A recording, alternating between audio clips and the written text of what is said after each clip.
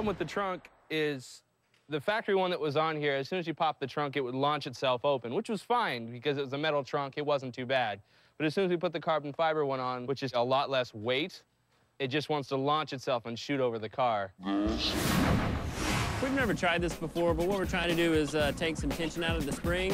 So we're gonna heat it up, hope we don't break it. Hope. Think so? Yeah. We can test it.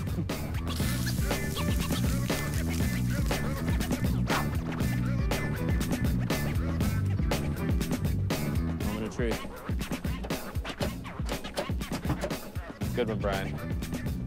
Well, I think we did more harm than good. Oh, that's it. We're robbing the other Honda. That's it. I've had it. Fine. Don't worry about it. I got it. Careful, it's still hot.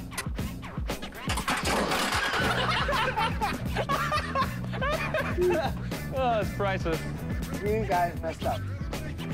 This was your idea to begin with. You guys blame me for it. Is it even moving? I don't know.